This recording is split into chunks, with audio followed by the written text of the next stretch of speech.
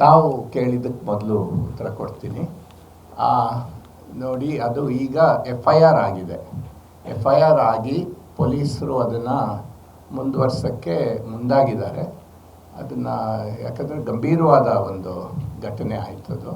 ಯಾವತ್ತೂ ಕುವೆಂಪು ವಿಶ್ವವಿದ್ಯಾಲಯದಲ್ಲಿ ಹಿಂಸಾತ್ಮಕ ಘಟನೆಗಳು ನಡೆದೇ ಇಲ್ಲ. ನನಗೊಂದು ಸ್ವಲ್ಪ ಬೇಜಾರಿದೆ ಅದ್ರ ಬಗ್ಗೆ. ಪಾಪ ಅವರ ಹುಡುಗರ ತಪ್ಪಲ್ಲ ಅದು. ಯಾಕಂದರೆ ಅವರು ವಿದ್ಯಾರ್ಥಿಗಳಾಗಿ ಆ ಥರ ಒಂದು ವಿದ್ಯಾರ್ಥಿಗಳಾಗಿದ್ದರೆ ಅವರು ಆ ರೀತಿ ಒಡೆಯೋದು ಮಡಿಕೆಗಳನ್ನ ಇದೆಲ್ಲ ಮಾಡೋದ್ರಿಂದ ಅವ್ರಿಗೆ ನಾಳೆ ಅವರ ಕೆರಿಯರ್ಗಳಿಗೆ ತೊಂದರೆ ಆಗುತ್ತೆ. ಹಾಗೆ ಯಾರೋ ಅವರನ್ನು ಗೈಡು ಸರಿಯಾಗಿ ಮಾಡಬೇಕಿತ್ತು.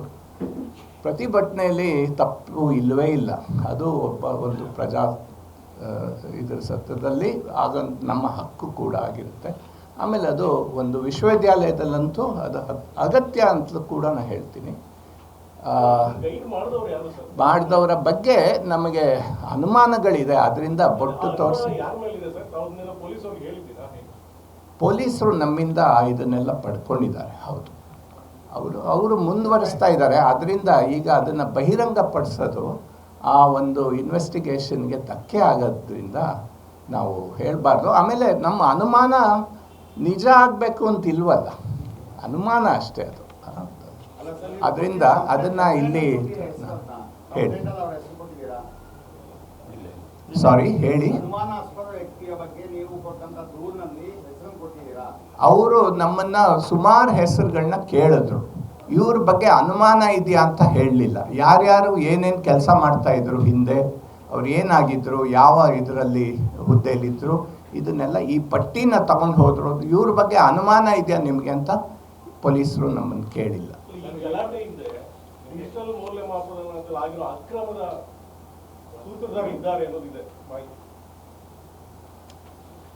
ಡಿಜಿಟಲ್ ಮೌಲ್ಯಮಾಪನದಲ್ಲಿ ಅಕ್ರಮ ಆಗಿದೆ ಅಂತ ಅನ್ನೋದು ನಾನು ಒಪ್ಪಲ್ಲ. ಮೊದಲಾಗಿ ಅಲ್ಲಿ ಸ್ವಲ್ಪ ನಾನು ಹೇಳೋಕ್ಕೆ ಬಯಸ್ತೀನಿ. ತಾವು ದಯವಿಟ್ಟು ಇದನ್ನು ಕೇಳಬೇಕು. ಆ ಡಿಜಿಟಲ್ ಮೌಲ್ಯಮಾಪನನ ನಾವು ಸ್ವೀಕಾರ ಮಾಡಿದ್ದು ಒಂದು ಸರ್ಕಾರದ ಆದೇಶದ ಮೇಲೆ. ಅದರ ಉದ್ದೇಶ ಏನಿತ್ತು ಅಂತಂದರೆ 3 ಉದ್ದೇಶ ಆಗಿರುತ್ತೆ. ಡಿಜಿಟಲಲ್ಲಿ ಟ್ರಾನ್ಸ್ಪರೆನ್ಸಿ, ಪಾರದರ್ಶಕತೆನ ನಾವು ಹೆಚ್ಚಾಗಿ ತರೋಂಥ ಒಂದು ನಿಟ್ಟಿನಲ್ಲಿ ಆಗಬೇಕು. ಬೇಗ ಮಕ್ಕಳಿಗೆ ಅವರ ರಿಸಲ್ಟು ಬರುವಂತೆ ಆಗಬೇಕು. ಆಮೇಲೆ ಖರ್ಚು, ನಮಗೆ ಪರೀಕ್ಷೆ ಒಂದು ದೊಡ್ಡ ಎಂಟರ್ಪ್ರೈಸ್, ಅದು ಒಂದು ವಿಶ್ವವಿದ್ಯಾಲಯ.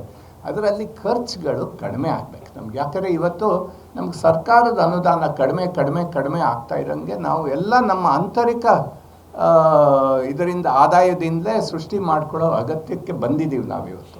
ಹಾಗಾಗಿ ಡಿಜಿಟಲ್ ಟೆಕ್ನಾಲಜಿ ನಾವು ಅಳವಡಿಸ್ಕೊಂಡ್ರೆ ಇವೆಲ್ಲ ಆಗಬಹುದು ಅನ್ನೋ ಒಂದು ಭರವಸೆ.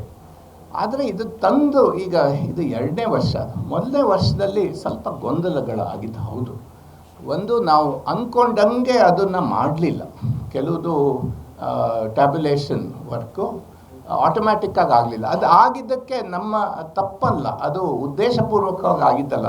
ಏನಾಯಿತು, ಇದೊಂದು ಏನು UUCMS ಅಂತ ಒಂದಿದೆ. ಅದು ಕೂಡ ಒಂದು ಒಳ್ಳೆಯ ಉದ್ದೇಶದಿಂದಲೇ ಬಂದಿರೋದು. ಎಲ್ಲದು ಒಂದು ಕೇಂದ್ರದಲ್ಲಿ ಇದ್ದರೆ ಅದು ಮತ್ತು ಆಯಾ ವಿಶ್ವವಿದ್ಯಾಲಯದಲ್ಲಿ ಆಗ್ಬಹುದಾದಂಥ ಗೊಂದಲಗಳು, ಮೋಸಗಳು ಆಗದೇ ಇರಬಹುದು ಅನ್ನೋ ಒಂದು ಉದ್ದೇಶ ಇತ್ತು. ಆದರೆ ಅದಕ್ಕೆ ನಾವು ಕಳಿಸೋ ಲಿಸ್ಟ್ಗೆ ನಮಗೆ ಇದ್ದಂಥ ಸಾಫ್ಟ್ವೇರ್ ಹೊಂದಾಣಿಕೆ ಇಲ್ಲದೇ ನಾವು ಆ ಟ್ಯಾಬ್ಯುಲೇಷನ್ ಲಿಸ್ಟ್ನ ಏಕ್ದಮ್ ಅವರಿಗೆ ಕಳಿಸೋದು ಅಸಾಧ್ಯ ಆಗೋಯಿತು. ಹಾಗಾಗಿ ಕೆಲವು ಅಲ್ಲಿ ತಪ್ಪುಗಳಾಗಿವೆ. ಅದಾಗಿಯೂ ಆಮೇಲೆ ಡಿಜಿಟಲ್ ವ್ಯಾಲ್ಯೂಯೇಷನ್ನಲ್ಲಿ ವಿಳಂಬ ಕೂಡ ಆಯಿತು. ಯಾಕಂದರೆ ಹೊಸ ತಂತ್ರಜ್ಞಾನಕ್ಕೆ ಬಂದಾಗ ಕೆಲವ್ರಿಗೆ ಸಹಜವಾಗಿ ಅದರ ಬಗ್ಗೆ ಒಂದು ಸ್ವಲ್ಪ ಅಲರ್ಜಿ ಇರುತ್ತೆ. ಬೇಡಪ್ಪ, ನಾವು ನಮ್ಮ ಗುಡ್ ಓಲ್ಡ್ ವೇನಲ್ಲೇ ಮಾಡ್ಕೊಳ್ಳೋಣ ಅಂತ. ಹಾಗಾಗಿ ಅದೊಂದು ಸ್ವಲ್ಪ ತಪ್ಪಾಯಿತು. ಇವೆಲ್ಲ ಆಗಿದೆ, ಇಲ್ಲ ಅಂತಲ್ಲ. ಅಕ್ರಮ ಆಗಿರೋದು ಡಿಜಿಟಲ್ ವ್ಯಾಲ್ಯೂಯೇಷನ್ನಿಂದಲ್ಲ, ಅಕ್ರಮಗಳು ಆಗಿರೋದ್ರ ಬಗ್ಗೆ ನಾವೀಗ ತನಿಖೆ ಕೂಡ ಮಾಡ್ತಾಯಿದ್ದೀವಿ. ಅದಕ್ಕೆ ಡಿಜಿಟಲ್ ವ್ಯಾಲ್ಯೂಯೇಷನ್ಗೆ ಸಂಬಂಧ ಇಲ್ಲ.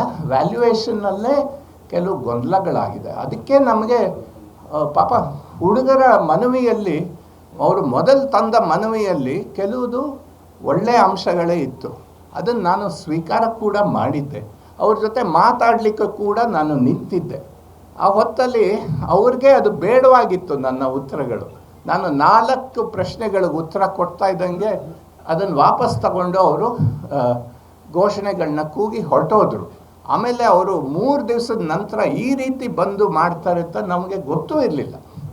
ಅದರಿಂದ ಅವರ ಒಂದು ಮನವಿಯಲ್ಲಿ ಕೆಲವುದು ಇತ್ತು, ವಿಳಂಬ ಆಗಿರೋದು ಹೌದು.